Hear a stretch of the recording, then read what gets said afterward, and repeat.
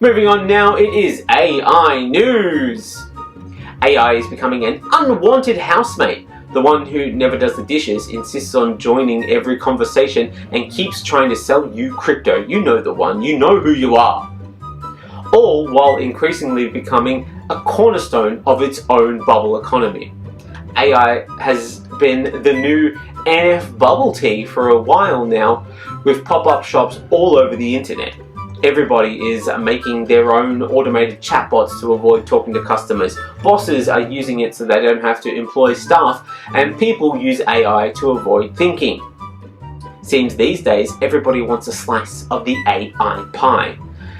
There's more AI popping up than there was pie face stores in the 2010s. Even the Australian government has decided they are sick of thinking and have decided that they're going to build their own generative AI programs to write sensitive cabinet submissions or business cases as part of a major initiative to embed AI across the public service, despite the obvious concerns that the technology increasing risks of security and data breaches. The government is willing to take the risk on such an obvious honeypot because they are confident AI can replace human decision-making errors at scale.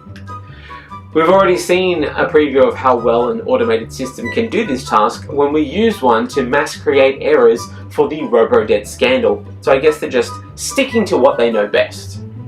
Now you might think that AI is incapable of replicating the kind of nuanced work that goes into creating government systems, but I want to assure you AI is perfectly qualified to produce cabinet submissions, as it also has no consideration of consequences for the people that will be impacted.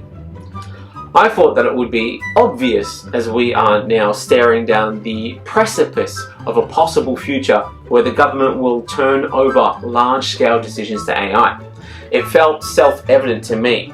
And this way, they can blame the robot for kicking you off essential support services rather than take the hit themselves. Not to mention, when it inevitably fucks up, we can continue the tradition of nobody in a position of power facing consequences because we can just blame the robot. So that's going to be fun for everybody. No more accountability, just a future where your Centrelink gets cancelled by Clippy using an LLM. Hey, looks like you're trying to survive on below poverty wages. Would you like me to make things infinitely harder with no pathway to recourse? Too late, I already did it while you were contemplating the horror of my question. What else can I do for you today? And they aren't just going to use any old AI service. Certainly not. Don't panic. Don't worry. They aren't complete morons. Certainly not. Finance Minister Katie Gallagher announced that the public service would build its own special AI program for government workers. How good? How good is that? From the people who brought you the failed NBN rollout and who failed to build a census website that could handle the amount of people who would be taking the census. And, as I mentioned, were responsible for Robodebt and who recently spent $96 million on a website for the weather. You know what, now that I think about it, given their history of failing to use technology effectively, the government using AI for cabinet decisions couldn't possibly result in classified information being handled worse than it was if it was handled by ministers.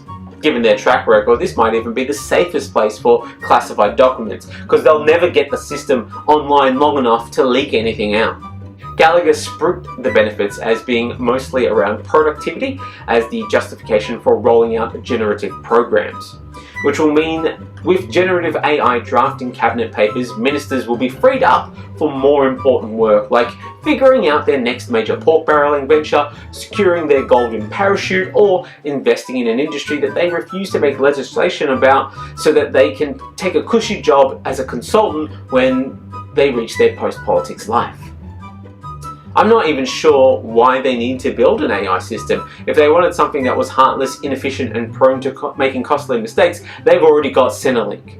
Though I thought the government was scared of AI. After all, earlier this very year, Australian ministers were warned against using DeepSeek, the Chinese-owned and run LLM, citing security concerns.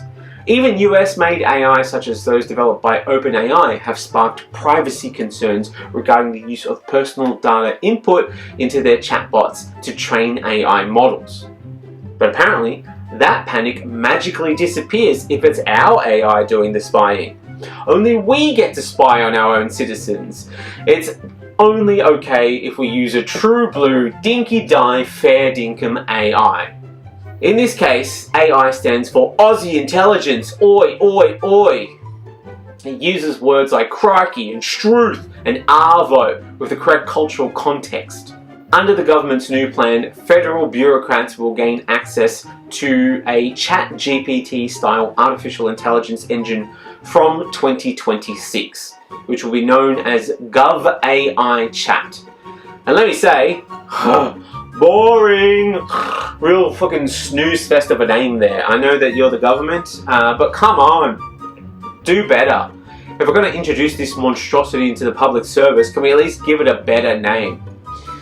When we here at the Bearer of Weird News have been workshopping some names for this new Australian AI. So let me just run a few of them past you, see which ones we like. We've got Aussie, Aussie, Aussie, AI, Bluey AI, Crike AI, Fair Go Bot, Skynet After Dark, Cole GPT, or, this one's a bit of a left field, but stay with me, Harold Bolt. Harold Bolt. Because it'll do a lot of bad shit, but we'll only know about it drowning us in AI slop. Harold Bolt. The GovAI will be trained on government data to ensure accuracy, privacy, and compliance with public sector standards. So by promising the AI will only be trained on safe, non-sensitive data sets, like every Australian's MyGov history, I'm sure we'll get the best results. On the plus side, at least when AI hallucinates, it's not going to do it in the middle of a Sky News segment. It keeps all of its lies condensed on platform. If you're wondering why the government is considering AI for cabinet submissions, let me remind you, AI lies confidently and cannot be held accountable, which makes it a perfect cultural fit. In another horrifying and surprising announcement, government data will also be allowed on public AI platforms under the new framework. Departments will be required to appoint a Chief AI Officer whose role will include overseeing safe use, the integration of new tools, and training all staff to blame the AI for everything that ever goes wrong and absolving the government of all responsibility going forward. Federal Public Service Minister Katie Gallagher said the APS can no longer ignore the significant impact AI is already having on day-to-day operations, and they want to ride that gravy train into the future. The government hopes the increased use of AI will improve efficiency, lift productivity, and ultimately reduce operating costs. After all, why pay PwC to use AI to make things up when we can build our own AI and let AI fuck up for less than half the price? See? That's how we're doing it. This is saving you tax dollars, my friends. And if you object to this, not only are you a Luddite, but you're obviously pro-wasting money.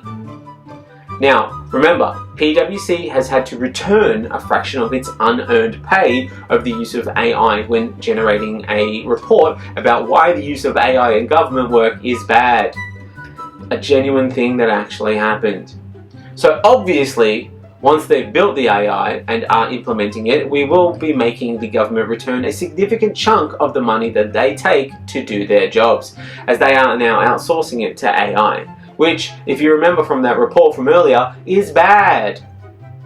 It's weird because this is the same government who is obsessed with secrecy and is denying FOI requests at record rates.